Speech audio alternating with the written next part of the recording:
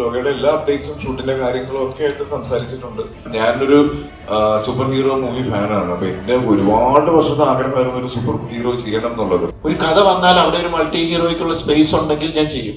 ഒരു നല്ല കഥ വരുമ്പോൾ അതിനകത്ത് ഒരു സൂപ്പർ ഹീറോയ്ക്കുള്ള സ്പേസ് ഉണ്ടെങ്കിൽ ചെയ്യും. അല്ലാതെ ഇത് ചെയ്യണം എന്ന് പറഞ്ഞ് ഞാൻ ഇറങ്ങാറ്. ദൃശ്യം 2ന്റെ ചെലവുണ്ടാവുമോ ദൃശ്യം 3ക്ക് എനിക്ക് സംശയമുണ്ട്. റെമ്യൂണറേഷൻസ് മാറ്റി വെച്ചാൽ മേക്കിങ്ങിന് അന്ന് ഒരു പ്രൊഡ്യൂസറെ കിട്ടാൻ ഞാൻ 2.5 കൊല്ലം നടന്നു. ഒരുപാട് തെറ്റിദ്ധരിപ്പിക്കപ്പെടുന്നുണ്ട് സോഷ്യൽ മീഡിയയിലൂടെ. എന്നെ പറ്റി ആൾക്കാർ എന്തിനാണ് ഇങ്ങനെ പറയുന്നത് എന്നുള്ളത്. അത് നമ്മുടെ പേഴ്സണൽ സ്പേസിനെ ബാധിക്കും, നമ്മുടെ തോട്ട് പ്രോസസ്സിനെ ബാധിക്കും, നമ്മൾ ചെയ്തുകൊണ്ടിരിക്കുന്ന പണിയെ ബാധിക്കും.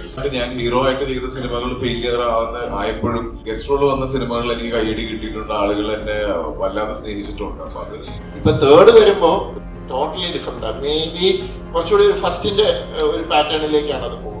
ജോർജ് കുട്ടിയുടെ കുടുംബത്തില് 4.5 വർഷങ്ങൾക്ക് ശേഷം അവിടെ എന്ത് സംഭവിക്കുന്നു എന്ന് വലിയ പ്രതീക്ഷയോടെ വരാതിരിക്കുന്നതായിരിക്കും നല്ലത്. കഴിഞ്ഞ ദിവസം ദുബായില് പ്രൊമോഷൻ ഇവന്റില് പറഞ്ഞൊരു പോയിന്റ് ഉണ്ട് മക്കളുടെ കാര്യത്തെ കുറിച്ച് പറഞ്ഞത്. തന്റെ ലേറ്റസ്റ്റ് സിനിമ മക്കൾക്ക് ഇഷ്ടപ്പെടുന്നത് ലോകം എന്തുകൊണ്ട് ചെയ്തില്ല എന്നൊരു ചോദ്യം ചോദിച്ചു. ഇത് ചോദ്യം രണ്ടാണ്. ഒന്ന്, അവർക്ക് ഇഷ്ടപ്പെടുന്ന ഒരു സിനിമയായിരിക്കും മിറാജ്. രണ്ടാമത്തത് ഇവര് അപ്രോച്ച് ചെയ്തിട്ടുണ്ട്, ഇവരോട് സംസാരിച്ചിട്ടുണ്ട് ലോക ടീമിനോട്, പ്രത്യേകിച്ച് മക്കളുടെ നിലവിലായിട്ടുണ്ട് അല്ലെങ്കിൽ ഇവർ അപ്രീഷിയേറ്റ് ചെയ്തിരിക്കുന്നു. ഡൊമിനിക്കുമായിട്ട് ഞാൻ ഒരുപാട് നാളത്തെ ബന്ധമുള്ളതാണ്. ലോകയുടെ എല്ലാ അപ്ഡേറ്റ്സും ഷൂട്ടിന്റെ കാര്യങ്ങളും ഒക്കെ ആയിട്ട് സംസാരിച്ചിട്ടുണ്ട്. പിന്നെ കുട്ടികളുടെ കാര്യം പറഞ്ഞെന്ന് പറഞ്ഞാൽ അവർക്ക് കുട്ടികൾക്ക് ഇഷ്ടപ്പെടുന്ന ഇപ്പൊ ഫസ്റ്റ് പ്രിഫറൻസ് ഇപ്പം ഞാൻ ചെയ്ത കഴിഞ്ഞ വർഷത്തെ സിനിമകൾ വെച്ച് കമ്പയർ ചെയ്യുമ്പോൾ കുട്ടികൾക്ക് കാണാൻ പറ്റിയ ഇപ്പൊ കിഷ്കിന്ദകാണ്ഡം എന്റെ മോന് മനസ്സിലാവില്ല.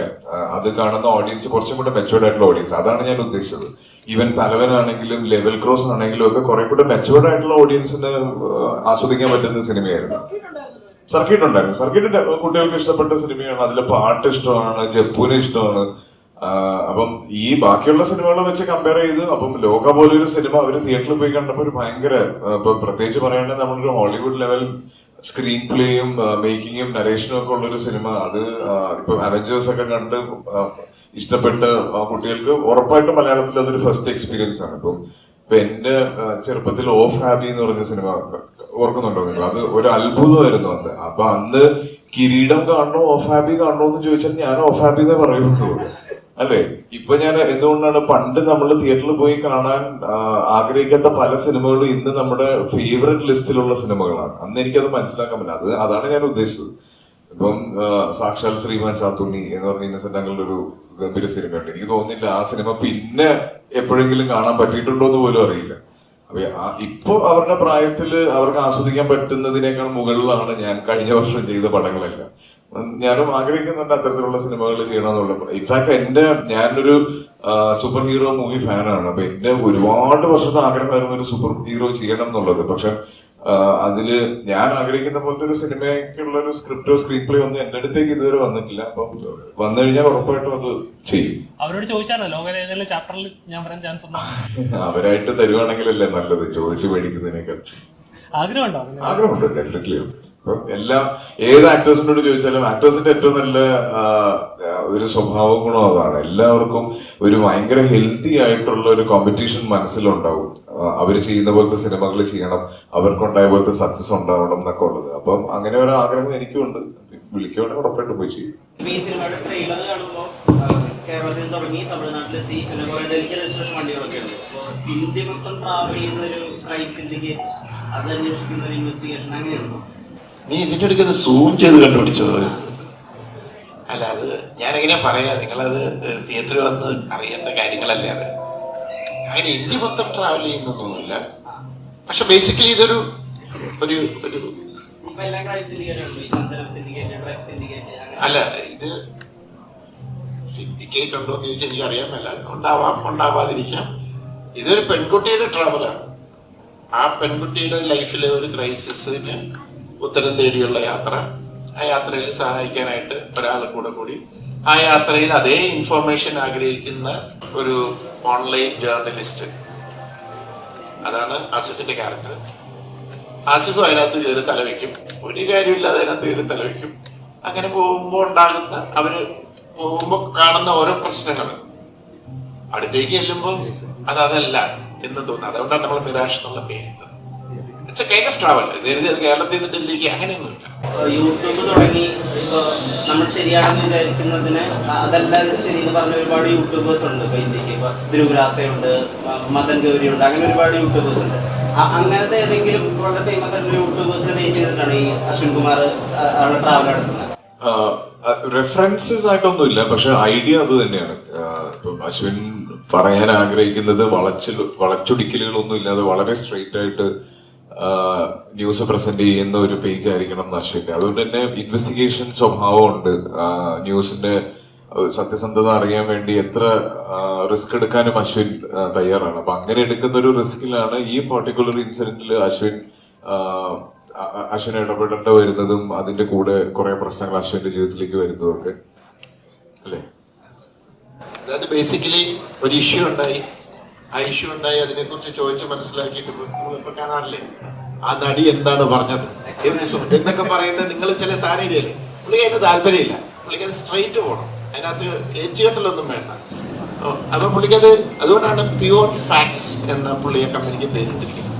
അതുകൊണ്ട് തന്നെ കഷ്ടപ്പെട്ടാണ് അത് മുന്തിലേക്ക് കൊണ്ടുപോകുന്നത്. കാരണം ആൾക്കാർക്ക് എപ്പോഴും കുറച്ച് സ്പൈസി ആയിട്ടുള്ള ഇതാണല്ലോ വേണ്ടത്. അതിനെക്കുറിച്ചൊക്കെ നമ്മൾ പറയുന്നുണ്ട് അതിനകത്ത്. പക്ഷെ പുള്ളി അശ്വിൻ വളരെ പറയുന്നുണ്ട് നമ്മൾ ഡിഫറെന്റ് ആയിട്ട് നിൽക്കണം, കുറച്ച് കഴിയുമ്പോൾ നമ്മളെ അവർ തിരിച്ചറിയും അതിന്റെ ഇത് എന്ന് പറയുന്നത്. സിനിമയിലെ ക്ലീഷ്യേഴ്സ് ഒഴിവാക്കാൻ പറ്റുള്ളൂ.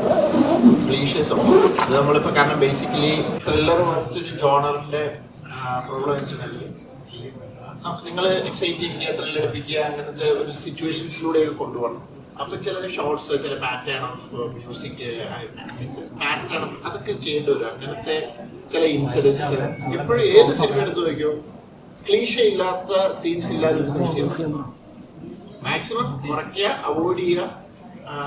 പിന്നെ അത് വേറെ അതിനെ അങ്ങനെ എന്താ പറയുക, ഇവിടെ കുറച്ച് നമ്മൾ ക്ലീഷ സീക്വൻസ് ചെയ്തിട്ടുണ്ടെങ്കിൽ ഇപ്പുറത്ത് വേറെ എന്തെങ്കിലും വെച്ചിട്ട് അതിനെ ലിഫ്റ്റ് ചെയ്ത് കൊണ്ടുപോവുക എന്നുള്ളതേ ഉള്ളൂ.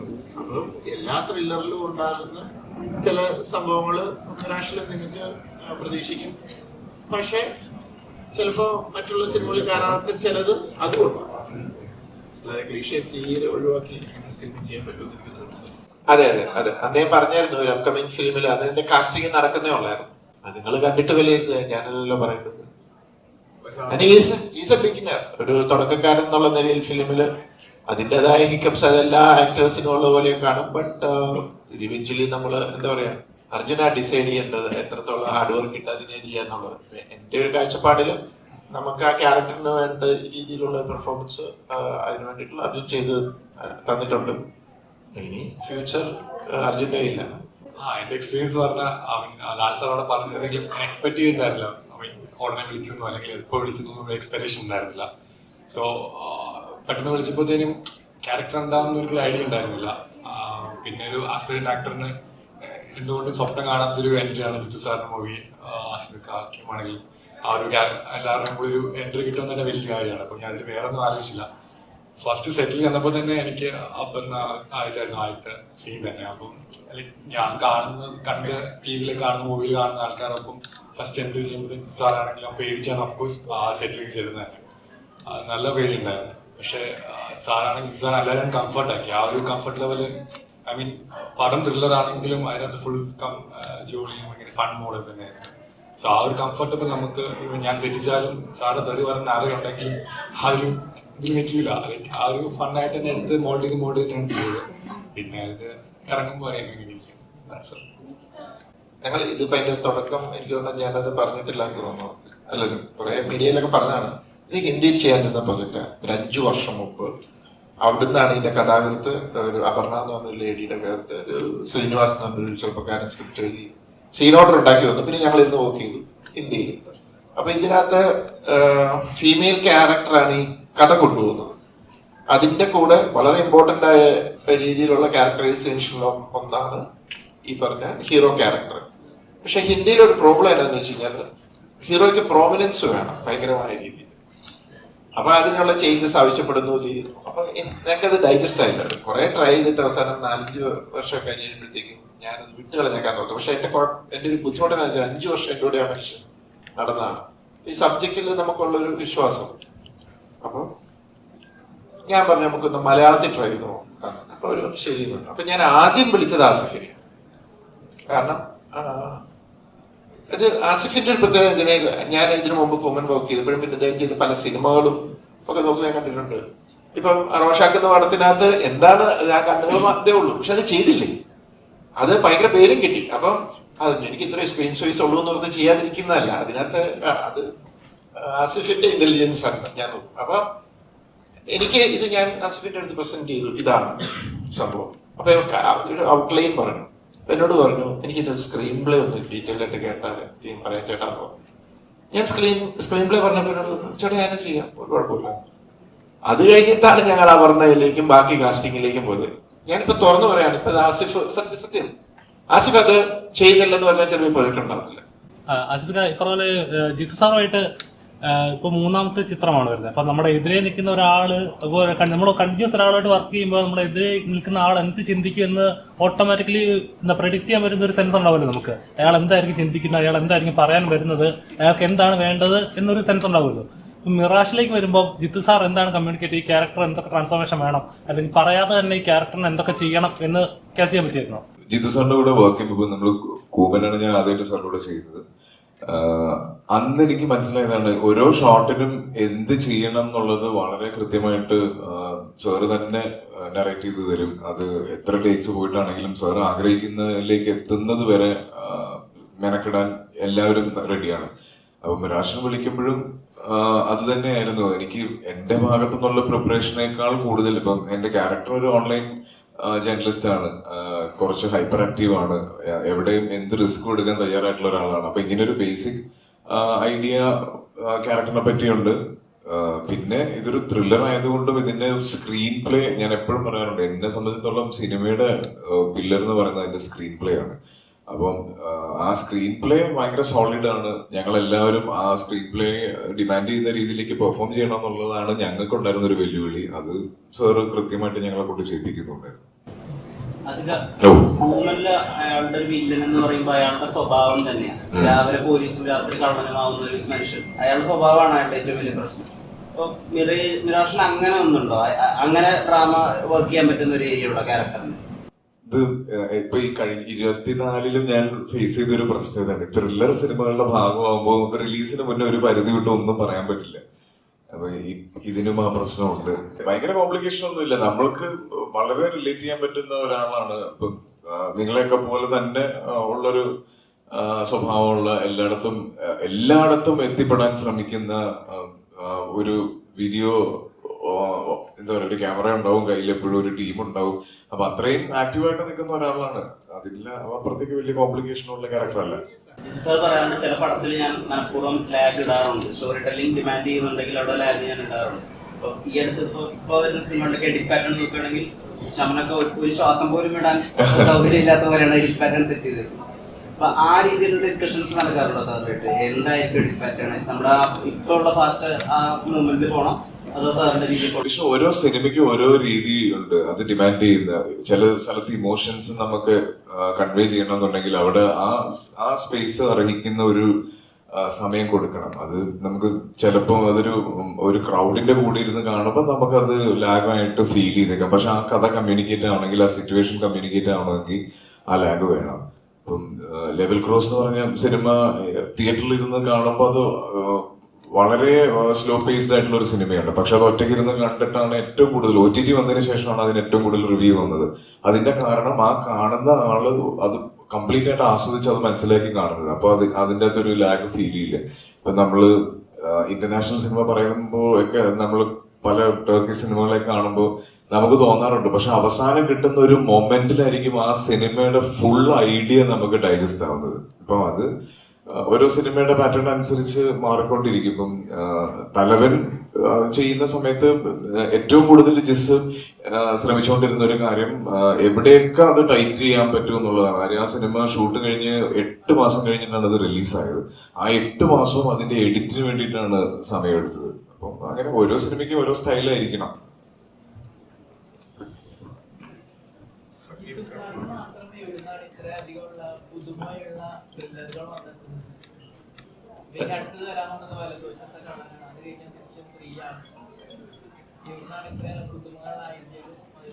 അല്ല, എന്റെ ത്രില്ലറിന് പുതുമകളുണ്ടെന്ന് അറിയുന്നതിൽ വളരെ സന്തോഷം. ഞാനാണ് ചെയ്ത് മടുത്ത് വേറെ വല്ല ജോണറിലേക്ക് മാറണം എന്ന് ആഗ്രഹിച്ച് നടക്കുക. കാരണം എന്റെ പേടി അത് തന്നെ. നമ്മളിത് കുറച്ച് ചെയ്ത് കഴിയുമ്പോൾ എനിക്ക് തന്നെ ഞാൻ ചില ഷോട്ടൊക്കെ എടുക്കുമ്പോൾ ഇതൊക്കെ തന്നെയല്ലേ ഞാൻ മറ്റേതിലൊക്കെ ചെയ്ത് എന്നൊക്കെ തോന്നും. ഏതൊരു ഇതിനെ വെച്ചൊരു ഞാൻ സ്ലോ മോഷൻ വേണം, ഇതില്ല നമ്മൾ മറ്റേ സിനിമകളിലൊക്കെ സ്ലോ മോഷൻ. അപ്പം അതായത് നേരത്തെ പറഞ്ഞ ക്ലീഷേ എന്ന് പറഞ്ഞ സാധനം. അപ്പൊ എന്നോട് എന്റെ എഡീസ് പറഞ്ഞില്ല സാറേ, അത് സാറേ സ്ലോ മോഷൻ തന്നെ ചെയ്യാം. അപ്പൊ ഞാൻ കൺഫ്യൂസ്ഡ് ആവുകയാണ്. അപ്പൊ ഇപ്പൊ നമ്മള് പണ്ട് ഞാൻ അദ്ദേഹത്തിന്റെ സിനിമ, നസീർ സാറിന്റെ ഒക്കെ സിനിമകളിലൊക്കെ കണ്ടിട്ടുണ്ട്. ഈ വില്ലനും നായകനോടെ കത്തി പിടിച്ചിട്ട് കത്തി ഇങ്ങോട്ട് വരുന്നത്, കുറച്ച് കത്തി അങ്ങോട്ട് തിരിയുന്നത്, ഇതിന്റെ കയറിങ്ങനെ തൂങ്ങിക്കൊണ്ടിരിക്കും, ഇങ്ങനെ ഓരോ ലെയറായിട്ട് പൊട്ടിക്കൊണ്ടിരിക്കും. ഇതൊക്കെ ഇപ്പോഴും ഹോളിവുഡ് സിനിമകളിൽ യൂസ് ചെയ്യുന്നുണ്ട്. കാരണം ആ ക്ലീഷേസ് അപ്പോഴും തിയേറ്ററിൽ ഒരു കഥയായിട്ട് ഇങ്ങനെ പോകുമ്പോൾ അതിനകത്തൊരു ചെറിയ അത് ക്ലീഷ ആണെങ്കിൽ പോലും നമുക്ക് ടെൻഷൻ തരുന്നുണ്ട്. അത് എവിടെ എങ്ങനെ ഏത് ലെവലിൽ അത് യൂസ് ചെയ്യുന്നു എന്നുള്ളതിലാണ് ആ ക്രിയേറ്ററുടെ മിടുക്കെന്ന് വിശ്വസിക്കുന്ന ഒരാളാണ്. അപ്പം എന്നെ സംബന്ധിച്ചിടത്തോളം ചോദ്യത്തിൽ ഇതാണല്ലോ ഡിഫറെന്റ് ആയിട്ടുള്ളത്. ഞാൻ തന്നെത്താൻ എഴുതുമ്പോൾ ഒത്തിരി സമയം വരുന്നുണ്ട് കഥകൾ തപ്പിയെടുത്ത് അല്ലെങ്കിൽ അത് എഴുതിയെടുക്കാനായിട്ട്. അപ്പൊ എൻ്റെ അടുത്ത് ഒത്തിരി പുതിയ കഥകൾ വരുമ്പോൾ അതിനകത്ത് നിന്ന് വ്യത്യസ്തമാണെന്ന് തോന്നുന്ന സബ്ജക്റ്റുകൾ ഞാൻ കൂടെ ഇരുന്ന് വർക്ക് ചെയ്തു, അല്ലാതെയൊക്കെ ആയിട്ട് തീരും. ഇപ്പൊ പല ദിവസങ്ങളിൽ അങ്ങനെ അൺഎക്സ്പെക്ടഡ് ആയിട്ട് വന്ന ഡിനു നിങ്ങൾക്ക് അറിയാം, കൂദാശ എന്ന് പറഞ്ഞ സിനിമ ചെയ്ത ഒരാളാണ്. ആ സ്ക്രിപ്റ്റ് ഇങ്ങോട്ട് എടുത്തു വെച്ചു നോക്കി. എനിക്ക് അത് വലിയ കാര്യമായിട്ട് പണിയേണ്ട വന്നില്ല, കാരണം അത് ഓൾറെഡി അതൊരു ഇമോഷണൽ ത്രില്ലറാണ്. പക്ഷെ ഇത് ഇങ്ങനെ ഇമോഷൻസ് ഒന്നുമില്ല. ഇത് കുറച്ചുകൂടെ കുറെ സംഭവവാസങ്ങളാണ് ഇതിനകത്ത്. നമ്മളങ്ങനെ ഇതൊക്കെ ഒരു തോന്നലിലൊക്കെ ചെയ്യുക. അതിപ്പം ചിലപ്പോൾ അത് വർക്കൗട്ട് ആകും, അല്ലാതെയും സംഭവിക്കും. അത് ഒരു ഗട്ട് ഫീലിംഗ് എന്ന് പറയില്ലേ, ഇത് വർക്കൗട്ട് ആകും, ഇത് കൊള്ളാലോ എന്ന് എനിക്ക് തോന്നുന്നു. ചിലപ്പോൾ അത് വേറൊരാൾക്ക് ചിലപ്പോൾ കൊള്ളിയാലെന്നും തോന്നാം. സബ്ജക്റ്റീവാണ്.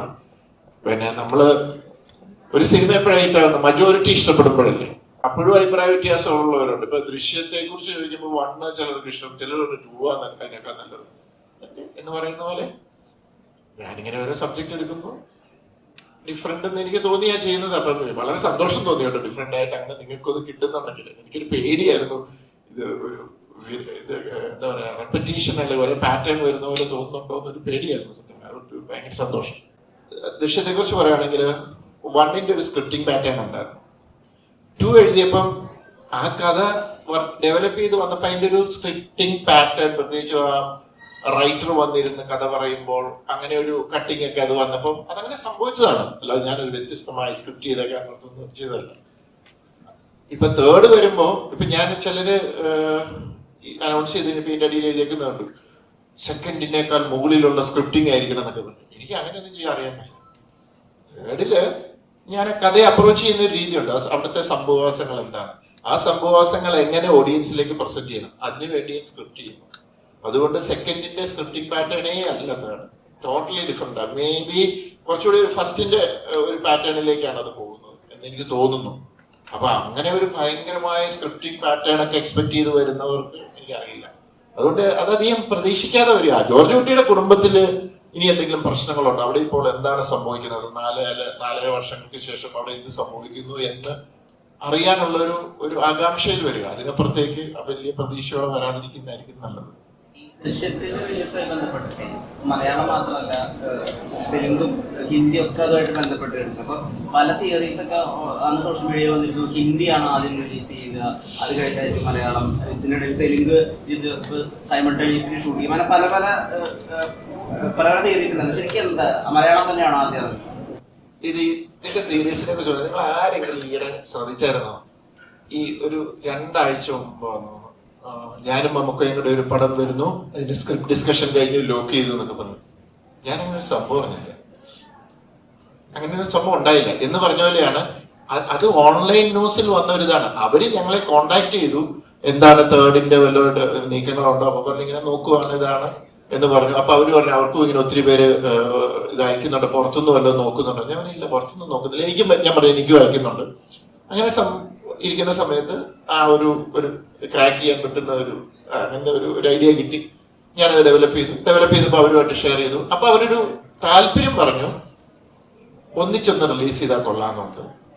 കാരണം അവരുടെ ഇതിന്റെ ഇപ്പോഴത്തെ പ്രത്യേകത വെച്ചാൽ മലയാള സിനിമ ഇറങ്ങിയാല് പാൻ ഇന്ത്യൻ ആയിട്ട് ആൾക്കാരിന്ന് കാണും. അതിപ്പോ ജസ്റ്റ് സബ് ടൈറ്റിലാണെങ്കിലും ആൾക്കാർ കാണും. അപ്പം ഇവരുടെ റവന്യൂ ബാധിക്കുന്നു, അങ്ങനെയാണ് ഇങ്ങനെയാണെന്നൊക്കെ പറഞ്ഞു ഒരു ഡിസ്കഷൻ നടന്നു. അതിന്റെ ഡിസ്കഷൻ ഇപ്പോഴും നടക്കുന്നുണ്ട്. ഇപ്പോൾ ഞാൻ ആ സ്ക്രിപ്റ്റ് എഴുതി, അത് അവരിവിടെ വന്നു, അത് അതിന്റെ ഇംഗ്ലീഷ് വേർഷൻ വായിച്ചു, ചില ഡിസ്കഷൻസ് ഉണ്ടായി. ഓഫ് കോഴ്സ് അവർക്ക് കൾച്ചറലി കുറച്ച് ചേഞ്ചസ് ഒക്കെ ചെയ്യണം. അപ്പൊ അവരതിന്റെ പ്രോസസ്സിലാണ്. ഇതാണ് അതിന്റെ നിജസ്ഥിതി. ജിത്തു സാർ അല്ല, അതേപോലെ അതിന്റെ ഡിസ്കഷൻസ് നടക്കുന്നേ ഉള്ളൂ. ഇപ്പൊ ഞങ്ങളിപ്പോ വലിയ താമസിച്ചില്ലാതെ ഷൂട്ട് തുടങ്ങുമ്പോൾ അവരും ഷൂട്ട് തുടങ്ങുമെന്ന് എനിക്ക് തോന്നുന്നത്. അതിന്റെ ഡിസ്കഷൻ അതൊക്കെ പ്രൊഡക്ഷൻ സൈഡിലാണ്. ഞാൻ അതിനകത്ത് ഇടപെടേണ്ട കാര്യമില്ല. ഞാൻ ക്രിയേറ്റീവ് സൈഡിൽ കാര്യങ്ങൾ നോക്കുന്നയാളാണ്. മലയാള സിനിമ എത്ര കാശ് ഇറക്കുന്നു എന്നുള്ളതല്ല, അതിൽ എത്രത്തോളം കണ്ടന്റ് ഉണ്ട് എന്നുള്ളതാണ്. ഇപ്പൊ റീസെന്റ് ആയിട്ട് ഇറങ്ങിയ ലോക സിനിമ 200 കോടി കഴിഞ്ഞു. അപ്പൊ ഏതൊരാളും പറയുന്നത് വെച്ചാൽ അതിൽ നമ്മൾ ഇതുവരെ കാണാത്ത ഒരു, നമ്മൾ കേട്ടുകളിയുള്ള കഥകൾ പോലും ഇങ്ങനെയും ലെവലാക്കി ചെയ്യാൻ പറ്റും എന്നൊരു സാധനം ഉണ്ടാകും. തിയേറ്റർ വലിയ വിജയം ഉണ്ടാക്കിയ സിനിമയാണ്. അപ്പോൾ എപ്പോഴെങ്കിലും ഇതേപോലത്തെ പറയാതെ പോയാൽ, അല്ലെങ്കിൽ ഇതേപോലെ ചെയ്യണമെന്ന് ആഗ്രഹിക്കുന്ന ഒരു ജോണർ എപ്പോഴെങ്കിലും സാറിന് ഉണ്ടായിട്ടുണ്ടോ? അല്ല, ഡിഫറെന്റ് ജോണേഴ്സ് ട്രൈ ചെയ്യണമെന്ന് എനിക്ക് അതിയായ ആഗ്രഹമുണ്ട്. ഞാൻ എപ്പോഴും വിശ്വസിക്കുന്നത് ഒരു ഇൻഡസ്ട്രിയില് ഡിഫറെന്റ് ജോണേഴ്സ് വരണം. ഇപ്പൊ ലോകം വന്നു, ഇതിപ്പോ പറ്റുന്ന എന്താണെന്ന് വെച്ച് കഴിഞ്ഞാല് ഇനി കുറെ ആൾക്കാർ എന്നാ നമുക്കൊരു സൂപ്പർ ഹീറോ ചെയ്തേക്കാന്ന് പറഞ്ഞിട്ട് ഇറങ്ങരുത്. അത് അവര് ചെയ്തു, അവരതിന്റെ അടുത്ത് ചെയ്തു. ഇപ്പൊ നമുക്കിപ്പോ നമ്മുടെ ഒരു ഡ്രാമയാണ് അല്ലെങ്കിൽ ഒരു കോമഡിയാണുള്ളത്. എന്താണെങ്കിലും അത് ആൾക്കാരെ എന്റർടൈൻ ചെയ്യുന്ന രീതിയിൽ അത് പ്രസന്റ് ചെയ്യാന്നുള്ളതാണ്. അവരെ തിയേറ്ററിൽ നിങ്ങൾക്ക് എന്താ വേണ്ടത്? തിയേറ്ററിൽ വന്നിരിക്കുമ്പോൾ നിങ്ങൾ എന്റർടൈൻഡ് ആവണം, അത്രേ ഉള്ളൂ. അതിന് സ്ക്രിപ്റ്റിങ്ങില് സമയമെടുത്ത് അതിൻ്റെതിനായി വർക്ക് ചെയ്ത് കഴിഞ്ഞാൽ അതിന്റെ റിസൾട്ട് കിട്ടുമെന്ന് വിശ്വസിക്കുന്ന ഒരാളാണ് ഞാൻ. പിന്നെ എന്നോട് ചോദിച്ചു കഴിഞ്ഞാൽ എനിക്ക് എല്ലാ ടൈപ്പ് ജോണേഴ്സ് ചെയ്യണമെന്ന് ആഗ്രഹമുണ്ട്. ഇപ്പം ഇത് പ്രശ്നം ബാക്ക് ടു ബാക്ക് ത്രില്ലേഴ്സ് വന്നു. ഇതൊരു 2-3 വർഷം മുമ്പുള്ള സബ്ജക്ട്സ് ആണ്. ഇപ്പൊ ഞാൻ ഈ അന്നോട്ട് വർക്ക് ചെയ്തൊക്കെ തുടങ്ങി വന്നതാണിത്. ഇപ്പൊ ഞാൻ വർക്ക് ചെയ്തുകൊണ്ടിരിക്കുന്ന ചില സബ്ജക്ട്സുകളുണ്ട്. അതിനകത്ത് കുട്ടികളുടെ സിനിമയുണ്ട്. അങ്ങനത്തെ ഒരു ഡിഫറെന്റ് ആയിട്ടുള്ള ജോണറുകള്. അപ്പം ഞാൻ കൂടുതൽ പറയുന്നില്ല ഏതൊക്കെ ജോണേഴ്സ് ആണ്. അപ്പൊ അത് ചിലപ്പോൾ സംഭവിക്കുന്നത് ചിലപ്പോൾ 2 വർഷം കഴിഞ്ഞായിരിക്കും. അപ്പൊ അതാണ് എനിക്ക് ഡെഫിനറ്റ്ലി മാറി ചെയ്യണമെന്നുണ്ട്. അത് ഇനിയിപ്പോ ഞാൻ ഇപ്പൊ ഈ കഴിഞ്ഞ ദിവസം ഒരാൾ ചോദിച്ചൊരു മൾട്ടി ഹീറോ പടം ചെയ്യാൻ സാറിന് ആഗ്രഹം. ഞാൻ ഒരു കഥ വന്നാൽ അവിടെ ഒരു മൾട്ടി ഹീറോയ്ക്കുള്ള സ്പേസ് ഉണ്ടെങ്കിൽ ഞാൻ ചെയ്യും. ഒരു നല്ല കഥ വരുമ്പോൾ അതിനകത്ത് ഒരു സൂപ്പർ ഹീറോയ്ക്കുള്ള സ്പേസ് ഉണ്ടെങ്കിൽ ചെയ്യും. അല്ലാതെ ഇത് ചെയ്യണം എന്ന് പറഞ്ഞ് ഞാൻ ഇറങ്ങാറുണ്ട്. നമ്മൾ ചെയ്യുന്ന കഥാപാത്രം ചെറുതോ വലുതൊന്നല്ല, ചെയ്യുന്ന പെർഫോം ചെയ്യാൻ സ്പേസ് കിട്ടുന്ന ആ കഥാപാത്രം പ്രേക്ഷകരിലേക്ക് എത്തിക്കുക എന്ന് പറയുന്ന ഒരു ആക്ടറിനെ സംബന്ധിച്ച് ഏറ്റവും വലിയ സിഗ്നേച്ചർ വരുന്നത്. ഇപ്പം ചില കഥാപാത്രങ്ങൾ അങ്ങനെ റെക്കഗ്നൈസ് ചെയ്യപ്പെടാനൊന്നുമില്ല. ഇപ്പം മീശയിലെ കഥാപാത്രം നല്ല പ്രേക്ഷകരിൽ നല്ല പെർഫോം ചെയ്യാൻ കിട്ടിയ ഒരു കഥാപാത്രം എല്ലാവരും റെസ്പോൺസ് വന്നൊരു കഥാപാത്രമായിരുന്നു. പക്ഷെ അധികം ആളുകളിലേക്ക് എത്തിയില്ല. അപ്പോൾ ഈ സിനിമയിലെ കഥാപാത്രം എത്രത്തോളം ഡെപ്ത് ഉണ്ട്? പടത്തിന്റെ വിജയം അനുസരിച്ചിരിക്കുന്നതാണ് എനിക്ക് തോന്നുന്നത്. പടം കൊമേഴ്ഷ്യലി, ഇപ്പൊ നല്ല സിനിമ ചീത്ത സിനിമ അങ്ങനെയല്ല ഞാൻ പറയുന്നത്. പടം കൊമേഴ്ഷ്യലി ഒരുപാട് ആൾക്കാർ കണ്ടിട്ടുണ്ടെങ്കിൽ പെട്ടെന്ന് അതിനുള്ള റെക്കഗ്നിഷനും അതിനുള്ള മറുപടികളും പെട്ടെന്ന് നമുക്ക് അതിന്റെ ഇൻസ്റ്റന്റ് ആയിട്ട് നമുക്ക് അതിന്റെ റെസ്പോൺസും കിട്ടും. എന്ന് കരുതി ഓടുന്ന പടങ്ങളെല്ലാം നല്ല പടവും നല്ല പടങ്ങളെല്ലാം ഓടുന്നു അങ്ങനെയൊന്നും എനിക്ക് പറയാൻ പറ്റില്ല. പക്ഷെ ഈ പറഞ്ഞ പോലെ തന്നെ പടം കൊമേഴ്ഷ്യലി ഹിറ്റ് ആയിട്ടാണ് കുറച്ചും കൂടെ നമുക്ക് പെട്ടെന്ന് അതിന്റെ റെസ്പോൺസ് കിട്ടുന്നുള്ളത് മാത്രമേ ഉള്ളൂ. അത് ഞാനത് ശ്രദ്ധിക്കാറില്ല. എന്റെ ജോലി അഭിനയിക്കുക എന്നുള്ളത് മാത്രമേ ഉള്ളൂ. അപ്പോൾ ബാക്കി അതിന്റെ വിജയപരാജയങ്ങൾ പ്രൊഡ്യൂസറിന്റെ ഉത്തരവാദിത്വം, അയാളുടെ റിസ്ക്കുമാണ്. ആക്ടേഴ്സിൽ കണ്ടുവരുന്ന ഒരു ട്രെൻഡ് ഉണ്ട്. അതായത് അവര് സോഷ്യൽ മീഡിയയിൽ ഒരു detox, social media completely turn of ചെയ്യുന്ന ഒരു അവസ്ഥയിലേക്ക് പലപ്പോഴും എത്തുന്നത്. പപ്പ പറയുന്നുണ്ടായിരുന്നു, ഫാസ്റ്റ് എന്നെ ഇമെയിലിലൂടെ മാത്രം ആക്സസിബിൾ ആവുന്ന ഒരു കാലഘട്ടത്താണ് ഞാൻ സ്വപ്നം കാണുന്നത്. ഈ അടുത്ത ഐശ്വര്യലക്ഷ്മി സോഷ്യൽ മീഡിയയിൽ നിന്ന് എല്ലാത്തിനും എക്സിറ്റ് ആയി പോവുകയുണ്ടായി. അപ്പൊ കുറെ കാലം മുമ്പ് തന്നെ ഫോൺ യൂസേജ് കൃത്യമായി ലിമിറ്റ് വെച്ച ആളാണ്. അപ്പൊ എന്തുകൊണ്ടായിരിക്കും ഈ സോഷ്യൽ മീഡിയ ആക്ടേഴ്സിന് പലപ്പോഴും കുറച്ചധികം ബോധർ ചെയ്യുന്ന, അവരതിൽ നിന്ന് കട്ട് ഓഫ് ആവുന്ന, അതിനെപ്പറ്റി എന്തെങ്കിലും പറയാം? ഒരുപാട് തെറ്റിദ്ധരിപ്പിക്കപ്പെടുന്നുണ്ട് സോഷ്യൽ മീഡിയയിലൂടെ. അതിന്റെ ഒരു അൽഗോരിതം തന്നെ നമുക്ക് ഇൻട്രസ്റ്റ് ഉള്ള കാര്യങ്ങൾ, നമ്മൾ സെർച്ച് ചെയ്യുന്ന കാര്യങ്ങളിൽ റിലേറ്റഡ് ആയിട്ടുള്ളതാണ് എപ്പോഴും നമ്മുടെ ഫീൽഡിൽ വന്നുകൊണ്ടിരിക്കുന്നത്. അപ്പൊ നമ്മൾ ആവശ്യമില്ലാതെ കുറെ ടെൻഷനും കുറെ കാര്യങ്ങളും ഒക്കെ, ഒരുപാട് കാര്യങ്ങളെ പറ്റി ആവശ്യമില്ലാതെ ബോധമാവുന്നുണ്ട് സോഷ്യൽ മീഡിയ കാരണം. പിന്നെ 2 സൈഡും ഉണ്ട്. ലോകത്ത് നടക്കുന്നത് എന്താണെന്ന് നമുക്ക് പെട്ടെന്ന് അറിയാൻ പറ്റും. നമുക്ക് ആളുകളായിട്ടുള്ള കമ്മ്യൂണിക്കേഷൻ എളുപ്പമാണ്. അപ്പൊ അത് നമ്മൾ എങ്ങനെ ഹാൻഡിൽ ചെയ്യുന്നു എന്നുള്ളതിനനുസരിച്ചാണ്. ഇപ്പൊ എന്നെ സംബന്ധിച്ചിടത്തോളം എനിക്കൊരു പേഴ്സണൽ ഇൻസ്റ്റഗ്രാം അക്കൗണ്ട് ഉണ്ട്, ഫേസ്ബുക്ക് അക്കൗണ്ട് ഉണ്ട്. വല്ലപ്പോഴൊക്കെ പോസ്റ്റ് ചെയ്യണമെന്ന് തോന്നുമ്പോൾ ഞാൻ പോസ്റ്റ് ചെയ്യാറുണ്ട്, ഇടയ്ക്കൊക്കെ കയറി നോക്കാറുണ്ട്. അല്ലാതെ അത് ഒരു ഭയങ്കര സംഭവമായിട്ടൊന്നും എനിക്ക് തോന്നിയിട്ടില്ല. ഇപ്പൊ ഫോൺ എടുത്ത് മാറ്റിവെച്ച തീരുന്ന പ്രശ്നമുള്ളൂ എന്നെ സംബന്ധിച്ചിടത്തോളം സോഷ്യൽ മീഡിയയിൽ. പിന്നെ ഒരു സമയം ഉണ്ടായിരുന്നു കോമന്റ്സ് വായിച്ച് ഇരുന്ന് വിഷമിക്കും സ്വയം, വെറുതെ ഡാർക്ക് എടുത്തുകൊണ്ടിരിക്കും. എന്നെ പറ്റി ആൾക്കാർ എന്തിനാണ് ഇങ്ങനെ പറയുന്നത് എന്നുള്ളത്. അത് നമ്മുടെ പേഴ്സണൽ സ്പേസിനെ ബാധിക്കും, നമ്മുടെ തോട്ട് പ്രോസസ്സിനെ ബാധിക്കും, നമ്മൾ ചെയ്തുകൊണ്ടിരിക്കുന്ന പണിയെ ബാധിക്കും. അപ്പൊ അങ്ങനെയൊക്കെ വരാത്ത രീതിയിലേക്ക് ലിമിറ്റ് ചെയ്ത് വെക്കാൻ പറ്റുവാണെങ്കിൽ അടിപൊളിയല്ലേ. ഇപ്പം എന്നെ സംബന്ധിച്ചിടത്തോളം ഞാൻ ഫാഷൻ ഇഷ്ടപ്പെടുന്ന ഒരാളാണ്, കാറുകളെ ഇഷ്ടപ്പെടുന്ന ഒരാളാണ്. അപ്പൊ ഇതിന്റെയൊക്കെ അപ്ഡേറ്റ്സും ഇതിന്റെയൊക്കെ ന്യൂസും ഒക്കെ കാണാൻ എനിക്ക് സോഷ്യൽ മീഡിയ ഉപയോഗിക്കാറുണ്ട് ഞാൻ. പിന്നെ ഫിലിം ഇൻഡസ്ട്രിയിൽ നടക്കുന്ന കാര്യങ്ങൾ അറിയാറുണ്ട്. അപ്ഡേറ്റഡ് ആയിരിക്കണമല്ലോ. ഇപ്പൊ നമ്മൾ വന്ന് നിൽക്കുമ്പോൾ നിങ്ങളുടെ അടുത്ത് വരുന്ന ചോദ്യങ്ങൾ, ഒരാൾ പറഞ്ഞതിനെ പറ്റിയിട്ടൊക്കെ ഒരു മറുപടി പറയണമെന്നുണ്ടെങ്കിൽ സോഷ്യൽ മീഡിയ വേണം. പക്ഷെ അത് നമ്മൾ ഏത് ലിമിറ്റിൽ ഹാൻഡിൽ ചെയ്യുന്നു എന്നുള്ളതാണ് മാറ്റേഴ്സ്. കമന്റ്സ് നോക്കാൻ പോയി കഴിഞ്ഞ് കഴിഞ്ഞാല് പ്രശ്നമാണ്. കാരണം അതിനകത്ത് ജെന്യൂനിറ്റി കുറവാണ്. അതാണ് അതിനകത്തെ പ്രശ്നം. ഒരുപക്ഷെ പലരും ഇത് ചെയ്യുന്നതും അതുകൊണ്ടായിരിക്കും. ഇപ്പൊ ഞാനൊരു എക്സാമ്പിൾ പറയാം. ഞാൻ കുറച്ച് നാളായിട്ട് ഞാനങ്ങനെ നോക്കുന്ന ഒരാളല്ല, പക്ഷെ വളരെ ക്യൂരിയസ് ആയിട്ട് ഞാൻ ഇങ്ങനെ 1-2 സംഭവങ്ങൾ നോക്കുന്നുണ്ട്. കാരണം എന്ന് വെച്ചാൽ അതെന്നെ ഫസ്റ്റ് അട്രാക്ട് ചെയ്യുന്ന നല്ല രീതിയിൽ ഇരുന്ന് കുറ്റം പറയുകയാണ്. ഞാൻ അർത്ഥം ജെന്യൂൻ ആണെങ്കിൽ നമ്മളത് ഞാൻ ആ സ്പിരിറ്റിൽ എടുക്കുന്ന ഒരാളാണ്. ഞാൻ ആ വ്യക്തിയുടെ ഇതിലേക്ക് പോയി കഴിഞ്ഞപ്പോൾ യൂട്യൂബ് കഴിഞ്ഞപ്പോൾ ഒന്നുമില്ല കണ്ടന്റ്, ചുമ്മാ ഒരു പേരും ഇതും മാത്രമല്ല. അപ്പോഴെനിക്ക് മനസ്സിലായത് ഫേക്ക് പരിപാടിയാണ്. ഈ പുള്ളി എന്റെ പുറകെ ഉണ്ട് എല്ലാ പടത്തിന്റെയും. അപ്പൊ പുള്ളിയെ പേഴ്സണലി ടാർഗറ്റ് ചെയ്യാം. അപ്പൊ എപ്പോഴെങ്കിലും അത് പറയുന്ന മാറ്റർ ഓൾമോസ്റ്റ് സെയിമുമാണ്. ഇങ്ങനെ പറയും എപ്പോഴെങ്കിലും, ചിലപ്പോൾ അത് എന്റെ തൊട്ടപ്പുറത്തിരിക്കുന്ന എന്റെ സുഹൃത്തായിരിക്കാം, എനിക്ക് അറിയില്ല. അപ്പൊ എനിക്ക് മനസ്സിലായി. ഞാൻ ചുമ്മാ കൗതുകത്തോടെ നോക്കും, എത്ര നാള് പോകും ഞാനിങ്ങനെ നോക്കിക്കൊണ്ടിരിക്കുകയാണ്. പക്ഷെ അതെന്നെ അഫക്ട് ചെയ്തില്ല. അപ്പൊ അതുകൊണ്ട് അത് ശ്രമിക്കുന്ന ആ വ്യക്തി പരാജയപ്പെടുകയാണ്. പക്ഷെ ചിലരെ അത് ഭയങ്കരമായിട്ട് അഫക്ട് ചെയ്യും. ഒരു കാര്യം തന്നെ 10 തവണ പറഞ്ഞു കഴിയുമ്പോഴത്തേക്കും ആ വ്യക്തി ഭയങ്കരമായിട്ട് അത് ബാധിക്കും. അത് അപ്പൊ ആ വ്യക്തിയാണ് തീരുമാനിക്കുന്നത് അത് കണ്ടിന്യൂ ചെയ്യണോ വേണ്ടിയോ എന്നുള്ളത്. അതാണ് ഈ സോഷ്യൽ മീഡിയയിൽ നിന്ന് പലരും മാറി നിൽക്കുന്നത്. ഇപ്പൊ ആ വ്യക്തി നേരിട്ട് വന്ന് എന്നോട് പറഞ്ഞാൽ അത് നമുക്ക് ആ സ്പിരിറ്റിൽ എടുക്കാൻ പറ്റില്ല. അതാണ് ശരിക്കും സോഷ്യൽ മീഡിയ പലരും ഭയക്കുന്നതിന്റെ കാര്യം, അല്ലെങ്കിൽ വറീഡാകുന്നതിന്റെ കാര്യം. അതാണ് ആസിഫിക്ക, അതേപോലെ ഇപ്പോൾ ഒരു നമ്മളൊരു ക്യാരക്ടർ ചെയ്ത് അതൊരു ഇപ്പോൾ ഒരു നമ്മൾ ചെയ്യുന്ന കഥാപാത്രങ്ങൾ ആളുകളുടെ ഉള്ളിൽ നിൽക്കുന്ന ചെറിയൊരു കാര്യമില്ല. ആസിഫിക്ക എന്ന് പറയുമ്പോൾ ഒരു മലയാളി പ്രേക്ഷകർക്ക് എന്ന് പ്രിയപ്പെട്ട ഒരു നടനാണ്. താങ്കൾ ചെയ്തു വെച്ച കഥാപാത്രം ഒരുപാട് പ്രിയപ്പെട്ട എന്താ പറയുക, ബോയ് നെസ്റ്റോട്ട് എന്ന് പറഞ്ഞ പോലെ ഒരുപാട് കഥാപാത്രങ്ങൾ ഉണ്ട്. അപ്പം അങ്ങനെ ഒരു ബ്രാൻഡ് നിൽക്കുമ്പോൾ ഇതിൽ ജിത്തു ജോസ് വാസുബലി കോമ്പോയിൽ അപ്പോൾ ഇത്ര കോടി ക്ലബിൽ കയറും എന്ന് ഓൾറെഡി അങ്ങനെ ഒരു പ്രഡിക്ഷൻ ഉള്ള ഒരു സാധനമാണ്. അപ്പോൾ അങ്ങനെയുള്ള സമയങ്ങളിൽ ഇപ്പൊ ചെറിയ ചെറിയ കഥാപാത്രങ്ങൾ, ഇപ്പൊ റോഷാക്കിലെ കഥാപാത്രം പോലത്തെ കഥാപാത്രം ചെറിയ ക്യാരക്ടറുകളിലേക്ക് വരാനായിട്ട് ചില സ്റ്റോറികൾ ചിലപ്പോൾ മടിക്കായിരിക്കും. ആസിഫിക്ക ഇതേപോലെ സ്റ്റാർ ആണല്ലോ, അപ്പൊ എങ്ങനെ കഥാപാത്രക്ക് കാസ്റ്റ് ആവുമോ എന്നൊരു വിധം ഉണ്ടാവുമല്ലോ. അങ്ങനത്തെ കഥകളൊക്കെ വരാറുണ്ടോ, അതോ ഫുൾ ഹീറോ ഓറിയന്റഡ് സബ്ജക്ട്? എന്റെ അടുത്ത് ഒത്തിരി കഥകൾ വരാറുണ്ട്. കാര്യം ഞാൻ അങ്ങനെയുള്ള ക്യാരക്ടേഴ്സ് ചെയ്തിട്ടുള്ളത് കൊണ്ട് തന്നെ എനിക്ക് ഇപ്പോഴും എന്റെ അടുത്ത് വിളിച്ചിട്ട് പറയാറുണ്ട്. ഒരു സ്ക്രിപ്റ്റ് ഇപ്പം ഈ അടുത്ത് ഒരു ഫീമെയിൽ ഓറിയന്റഡ് ആയിട്ടുള്ള ഒരു സിനിമയിൽ, അപ്പൊ അതിന്റെ ഒരു ക്യാരക്ടർ ഉണ്ടായ 2 ദിവസത്തെ ഷൂട്ടേ ഉള്ളൂ. അപ്പം എന്റെ അടുത്ത് പറഞ്ഞു, ഇത് വേറൊരാളോടാണെങ്കിൽ ഞങ്ങൾക്ക് ചോദിക്കാൻ മടിയുണ്ടാവും, പക്ഷെ ആസിഫിനാണെങ്കിൽ ആ സെൻസിൽ എടുക്കാൻ പറ്റും. എനിക്കത് ഭയങ്കര സന്തോഷം തന്നു. കാര്യം ഞാൻ ഇപ്പൊ കഴിഞ്ഞ വർഷം ചെയ്ത സിനിമകൾ നന്നായത് കൊണ്ട് ഞാൻ ഇനി ക്യാരക്ടർ റോൾസ് ചെയ്യൂല എന്നൊന്നും ആരും ഓർക്കുന്നില്ല. അതായത് ഒരു സ്ക്രിപ്റ്റിൽ ഒരു സ്പേസ് ഉണ്ട്, അല്ലെങ്കിൽ ആ ക്യാരക്ടറിന് ആ സിനിമയിൽ ഒരു ഇമ്പാക്ട് ഉണ്ടാക്കാൻ പറ്റും എന്ന് എനിക്ക് മനസ്സിലായാൽ ഞാൻ അത് ചെയ്യും എന്ന ആളുകൾക്ക് ഇപ്പോഴും വിശ്വാസമുള്ളത് എന്നെ സംബന്ധിച്ചിടത്തോളം ഭയങ്കര സന്തോഷമുള്ള കാര്യമാണ്. കാര്യം എന്റെ ക്യാരക്ടേഴ്സിന് പ്രെഡിക്റ്റബിലിറ്റി ഇല്ലാതാക്കാൻ പറ്റും.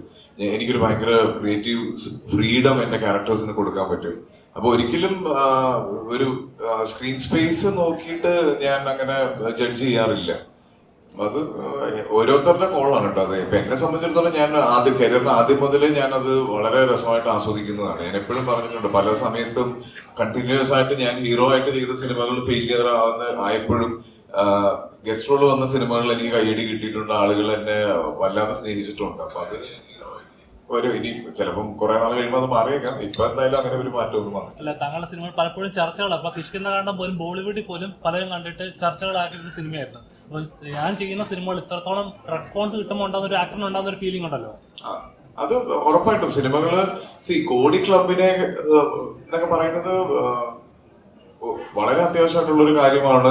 വളരെ അതായത് സക്സസ്, നമുക്ക് അങ്ങനെ ഒരു പ്രൊഡ്യൂസറിന്, നമ്മൾ വിശ്വസിച്ച് ഒരു സിനിമയ്ക്ക് ഇറങ്ങുന്ന പ്രൊഡ്യൂസറിന് അടുത്ത സിനിമയ്ക്ക് സ്കെയിൽ വലുതാക്കി ചെയ്യാൻ ഇപ്പം നമുക്കറിയാം, നമ്മുടെ ഓരോ സിനിമകൾ വിജയിക്കും തോറും സിനിമയുടെ വലിപ്പം കൂടാനും നമ്മൾ ആഗ്രഹിക്കുന്ന രീതിയിലേക്ക്, ആഗ്രഹിക്കുന്ന ടെക്നിക്കൽ സപ്പോർട്ടിലേക്ക് കൊണ്ടുപോകാൻ സാമ്പത്തികമായിട്ട് പ്രൊഡ്യൂസറിന് ധൈര്യത്തോടെ ഒരു തീരുമാനം എടുക്കാൻ പറ്റും. അപ്പൊ അത് ഈ പറയുന്ന കോടി ക്ലബ്ബുകൾ കിട്ടിയാൽ അടിപൊളിയാണ്. എല്ലാവർക്കും താല്പര്യമുള്ള കാര്യമാണ്. സിനിമ വിജയിക്കണം, ആളുകൾക്ക് ഇഷ്ടപ്പെടണം, കൂടെ ഒരു കോടി ക്ലബ്ബ് വേണം. ഇപ്പൊ ലോക പ്രൊമോട്ട് ടീമിന് അശ്വിനായാലും ഇപ്പൊ വാട പ്രൊമോട്ട് ടീമിന് അവര് അവരുടെ പടങ്ങളെ പോലെ തന്നെ വളരെയധികം എക്സൈറ്റഡ് ആയിട്ട് ഒരു 1 month കഴിഞ്ഞിട്ട് പറയുകയാണ് ടിക്കറ്റൊക്കെ പറ്റി. എല്ലാ പ്രൊമോഷൻസിനും വളരെ ഓർഗാനിക് ആയിട്ട് അവർ സംസാരിക്കുന്നുണ്ട്. അതിനെപ്പറ്റി എടുത്ത് ചോദിക്കാതെ എന്താണ് ഇപ്പോൾ ടിക്കറ്റൊക്കെയുടെ അവസ്ഥ? ടിക്കറ്റൊക്കെ ഷൂട്ട് നടക്കുന്ന വിഷ്ണു, അത് എന്താ പറഞ്ഞാല് കുറച്ചധികം ഫിസിക്കൽ സ്ട്രെയിൻ ഉള്ള ഒരു പടമാണ്. നല്ല അധ്വാനം ഉണ്ട് സിനിമയ്ക്ക്. അപ്പൊ നമുക്ക് ഒറ്റ സ്ട്രെച്ചിൽ അത് ഷൂട്ട് ചെയ്ത് പോകാൻ പറ്റില്ല. ഞങ്ങൾ ചെയ്യുന്നതെന്ന് പറഞ്ഞാൽ ഒരു 10 to 15 days ഷൂട്ട് ചെയ്യുക, ഒരു 5 days ബ്രേക്ക് ചെയ്യുക. അല്ലാതെ ഒറ്റ സ്ട്രെച്ചിൽ ഷൂട്ട് ചെയ്താൽ ചിലപ്പോൾ തീർന്നു പോകും. അങ്ങനത്തെ ഒരു സിനിമയാണ്. അപ്പം എക്സൈറ്റ്മെന്റ് ഉണ്ട്. പിന്നെ വലിയ പ്രോമിസസ് ഒന്നും തരുന്നില്ല. നമുക്കറിയാം, നമ്മള് രാവിലെ 6 മണിക്കൊക്കെ എഴുന്നേറ്റ് പോയി പല ഫാൻ ഷോയും കഴിഞ്ഞ് വന്നിട്ട് അത്രയും ബിൽഡപ്പിൽ കിട്ടിയ സിനിമകളൊക്കെ നമുക്ക് നെഗറ്റീവ് ഇമ്പാക്ട് ഉണ്ടാക്കിയിട്ടുണ്ട്. അപ്പം ഞാൻ ഇതുവരെ ചെയ്യാത്തൊരു സിനിമ, ഞാൻ ചെയ്യാൻ ആഗ്രഹിക്കുന്ന ഒരു സിനിമ, അതിന്റെ ഏറ്റവും നല്ല വേർഷന് വേണ്ടിയിട്ടാണ് ടിക്കറ്റൊക്കെ ട്രൈ ചെയ്തുകൊണ്ടിരിക്കുന്നത്. യൂണിവേഴ്സൽ ഉണ്ടാക്കാനൊന്നും തീരുമാനിച്ചിട്ടില്ല. പക്ഷെ ഒരു സബ്ജക്ട് വർക്ക് ചെയ്യുമ്പോൾ ഞാൻ നേരത്തെ പറഞ്ഞല്ലോ, ഞാൻ ഒരിക്കലും ഇന്നത് ചെയ്യണം എന്ന് പ്ലാൻ ചെയ്തിട്ട് ഇറങ്ങാറില്ല. ഒരു സബ്ജക്ട് വരുമ്പോൾ അതിനകത്ത് സാധ്യതയുണ്ടെങ്കിൽ ഞാനൊരു സബ്ജക്ട് എടുത്ത് നോക്കില്ല. അപ്പൊ എനിക്ക് തോന്നുവാണ് ജോർജുട്ടീനെ കൊണ്ടുവരാം, ഇരീനെ കൊണ്ടുവരാം, സാമലീസിനെ കൊണ്ടുവരാം എന്നൊക്കെ തോന്നിയാൽ ഞാൻ ചെയ്യുമായിരിക്കും. എനിക്കറിയില്ല. പക്ഷെ അതിനു വേണ്ടിയിട്ടല്ല ഇവരെല്ലാം കൂടെ ഒന്നും ചെയ്യാൻ ഒരു ഐറ്റം ഉണ്ടാക്കാൻ പോയി. എനിക്ക് അറിയില്ല, ബേസിക്കലി സത്യം അത് അറിയില്ല. പക്ഷെ ചെയ്തു വരുമ്പോൾ സാധ്യത ഉണ്ടെങ്കിൽ ഞാൻ യൂസ് ചെയ്യും. ഞാൻ ഈ 3യുടെ സമയത്ത് എന്തെല്ലാം ഇത് വന്നു, CBIയില് മറ്റേ സേതുരാമയ്യർ വരുന്നു, ഗിരി വരുന്നു. ഞാനൊരു അങ്ങനെ ഒരു ആംഗിളിൽ എനിക്ക് ചിന്തിക്കാനേ പറ്റിയിട്ടില്ല. കാരണം എനിക്ക് തോന്നുന്നു അന്നേരം ആ ദൃശ്യത്തിന്റെ ഭംഗി പോകുന്നു. അതിന്റെ ആ ഒരു അവരുടെ ഫാമിലിയുടെ കഥയുടെ ആ ഒരു ബ്യൂട്ടി പോകും. ഞാൻ അങ്ങനെ ചിന്തിച്ചിട്ടേ ഇല്ല.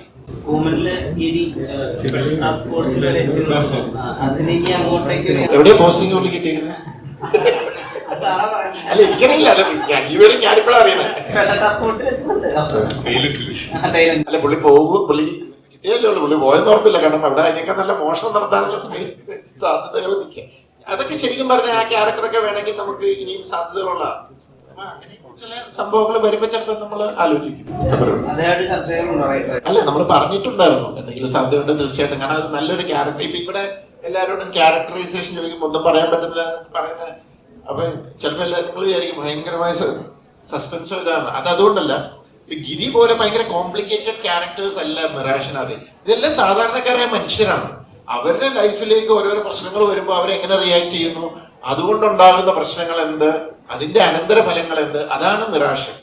അപ്പൊ ഇവരോടിപ്പം ഇവനോട് ക്യാരക്ടർ എന്ന് ചോദിച്ചു കഴിഞ്ഞാൽ എന്ത് പറയാനും, ഒരു ഫിനാൻഷ്യൽ കൺസൾട്ടൻസിയിൽ വർക്ക് ചെയ്ത ഒരാളാണ്. അയാളുടെ ലൈഫിലേക്ക് ഒരു പ്രശ്നം വന്നു, അയാൾ അതിന്റെ തോട്ടത്തിലാണ്, അതിനപ്പുറത്തേക്കൊന്നുമില്ല.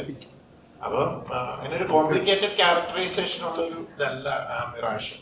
പക്ഷെ ഗിരി എന്ന് പറയുന്നത് സ്പെഷ്യലാണ്. ഗിരി ഭയങ്കര സ്പെഷ്യലാണ്.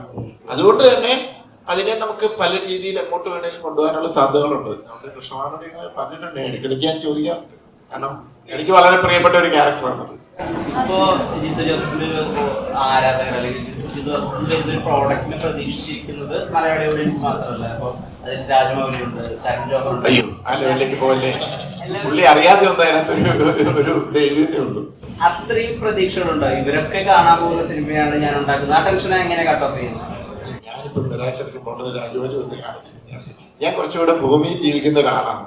അത് അങ്ങനെ തന്നെ ജീവിച്ച് ഞാൻ പോവാണ്. അതുകൊണ്ട് ഞാനൊന്നും അദ്ദേഹത്തിന് ദൃശ്യം 2 കണ്ടപ്പോൾ ഇഷ്ടപ്പെട്ടു. അത് കഴിഞ്ഞ ദൃശ്യം കണ്ട് എന്നെ ഫോണിൽ വിളിച്ചു, അതിന്റെ മെസ്സേജ് ഇത് ചെയ്തു.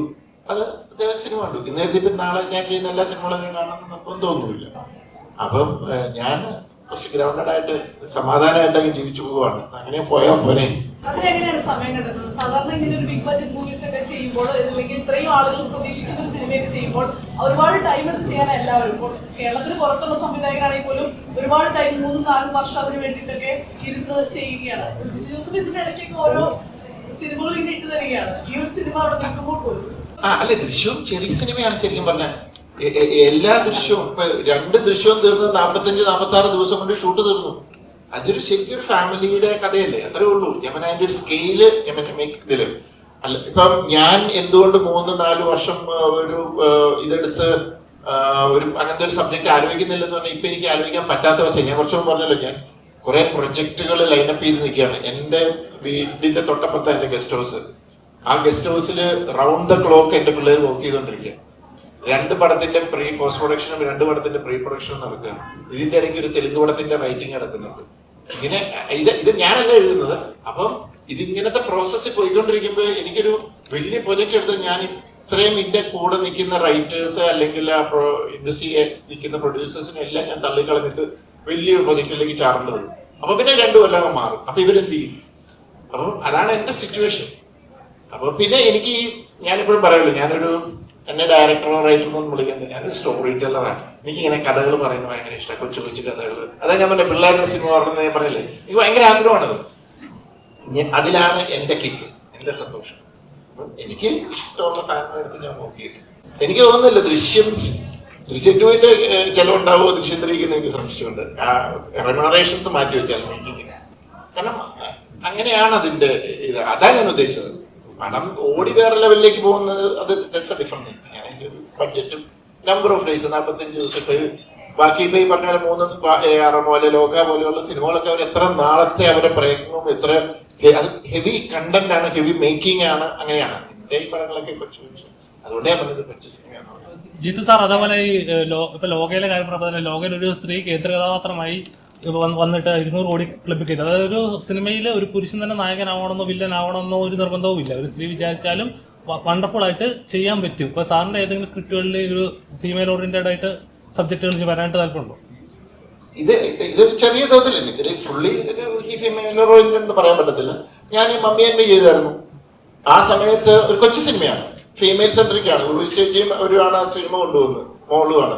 അന്ന് ഒരു പ്രൊഡ്യൂസറെ കിട്ടാൻ ഞാൻ 2.5 കൊല്ലം നടന്നു. ഇന്ന് കാലം മാറി. ഇന്ന് അതുകൊണ്ട് ഭയങ്കര സന്തോഷമാണ്. ഒന്നാമത് സിനിമയില് അങ്ങനെ സ്ത്രീ പുരുഷൻ അങ്ങനെ ഒരു ഭേദത്തിന്റെ ആവശ്യമില്ല. ആരാ ക്യാരക്ടർ ലീഡ് ക്യാരക്ടർ ചെയ്ത് അത് തിയേറ്ററിൽ ഓഡിയൻസിന് അത് ഇഷ്ടപ്പെട്ട് കഴിഞ്ഞാൽ പടം ഓടും. അത് ഇതിനു മുമ്പും പ്രൂവ് ചെയ്തിട്ടുണ്ട്, അത് ഇപ്പോഴും പ്രൂവ് ചെയ്തുകൊണ്ടിരിക്കുകയാണ്. നാളെ ഇത് തന്നെയാണ് സംഭവിക്കാൻ പോകുന്നത്. ഇത്രയേ ഉള്ളൂ. നല്ല സബ്ജക്റ്റ് എടുത്ത് നന്നായിട്ട് മേക്ക് ചെയ്യുക, അതാണ് ലോകം ചെയ്തത്. അപ്പം അതൊക്കെ ഒത്തിരി പോസിറ്റീവ്സ് ആണ്. ഏറ്റവും വലിയൊരു ഭാഗ്യം ഞാൻ വിശ്വസിക്കുന്നത്, ഞാൻ കേരളത്തിൽ ഈ മലയാള ഇൻഡസ്ട്രിയിൽ ഭാഗമായിട്ട് നിൽക്കുന്നു. നമുക്കതിനുള്ള ഒരു സ്പേസ് ഉണ്ട്, അത്രയും നല്ലൊരു ക്വാളിറ്റി, നല്ല ഓഡിയൻസ് ഉണ്ട് നമ്മളെ സപ്പോർട്ട് ചെയ്യാൻ. ആൻഡ് വേറൊരു പോസിറ്റീവ് എന്ന് വെച്ചാൽ ഇപ്പം ബാക്കിയുള്ള ലാംഗ്വേജസ് മാറിക്കൊണ്ടിരിക്കുക. അവർ നമ്മുടെ മലയാളം കണ്ടു തുടങ്ങുന്നു. ഭയങ്കര നമ്മുടെ മാർക്കറ്റ് വലുതാവുന്നു, നമ്മുടെ സിനിമയുടെ ക്വാളിറ്റി നമുക്ക് കൂട്ടാൻ പറ്റുന്നു. ഒത്തിരി ഒരു പോസിറ്റീവ് ടൈമാണ് മലയാള സിനിമയെ സംബന്ധിച്ചിടത്തോളം.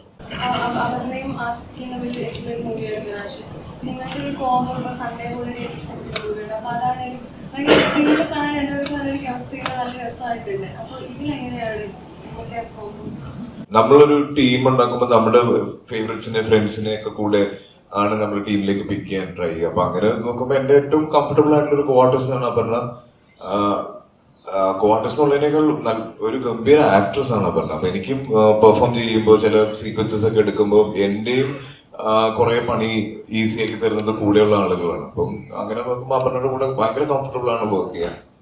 പിന്നെ അപർണ എന്നുള്ളത് ഇപ്പം സൺഡേ ഹോളിഡേ ആയാലും കിഷ്കിന്ധകാണ്ഡം ആയാലും എല്ലാം ഡയറക്ടറിന്റെ ചോയ്സ് ആണ്. ഒരിക്കലും എനിക്ക് അതിനകത്ത് റെക്കമെൻഡേഷനോ സ്പേസോ അങ്ങനെയൊന്നുമില്ല.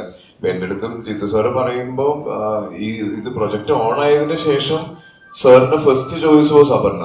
അപർണയുടെ കൂടെ അപർണ തന്നെയായിരുന്നു ആ കാസ്റ്റ് ഉണ്ടായിരുന്നത്. ഇപ്പൊ എനിക്കും അപർണയാണെങ്കിൽ കൂടുതൽ സന്തോഷം, അല്ലെങ്കിൽ വേറെ ആരാണെങ്കിലും നല്ലൊരു പെർഫോമർ, നന്നായി ആ ക്യാരക്ടർ ഹാൻഡിൽ ചെയ്യാൻ, അങ്ങനെ പെർഫോം ചെയ്യാൻ പറ്റുന്ന ഒരാളാവണമെന്ന് മാത്രമേ ഞാൻ ഡിമാൻഡ് ചെയ്യാറുള്ളൂ. ഇതിന്റെ പ്രൊമോഷൻ വരുമ്പോഴാണ് ഏറ്റവും കൂടുതൽ അത് ഞാൻ ശ്രദ്ധിച്ചു തുടങ്ങിയത്. ഇതിന്റെ അകത്ത് ഒരു ഭാഗ്യ ജോഡി എന്നുള്ള ഒരു ലേബലിലേക്ക് എത്തി എന്നുള്ളത്. അപ്പൊ അതൊരു വലിയ റെസ്പോൺസിബിലിറ്റിയാണ്. സിനിമയ്ക്ക് ആവശ്യമില്ലാത്തൊരു പ്രഷർ വരുന്നുണ്ട് അതില്. നോക്കാം, എന്തായാലും റിലീസ് കഴിയുമ്പോൾ അറിയാം. ഒരു ക്രോസ് കൺട്രി റണ്ണറിന്റെ കഥയാണല്ലോ ആദ്യയിലേക്ക് അങ്ങനെ മാറ്റിയത്. ഓടാൻ കഴിവുള്ള ഒരാളെയാണ് അങ്ങനെ. സ്പെസിഫിക് ആയിട്ട് കഴിവുള്ള സൂപ്പർ ഹീറോ അങ്ങനെ മനസ്സിലാകുന്നുണ്ടോ? സൂപ്പർ ഹീറോ എന്റെ മനസ്സിലേക്ക് വന്നിട്ടില്ല. അത് വരട്ടെ.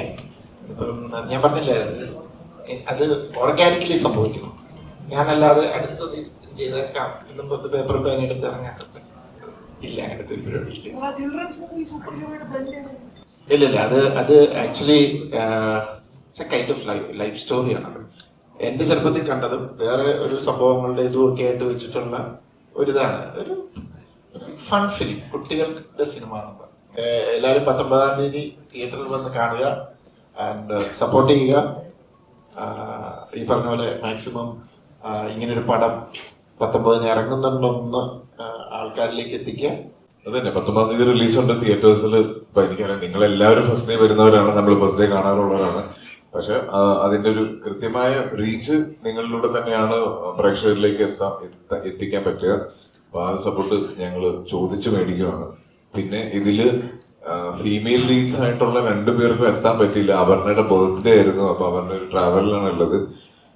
ഹന്ന ഇന്നലെ ദുബായ് പ്രൊമോഷനൊക്കെ കഴിഞ്ഞ് വന്ന് ഓടി എത്തിയില്ല ഇങ്ങോട്ട്. പ്രസ് മീറ്റ് തുടങ്ങുന്നതിന് മുന്നേ എത്താൻ പറ്റിയില്ല. അപ്പൊ അതുകൊണ്ടാണ് അവര് 2 പേരും എത്താത്തത്.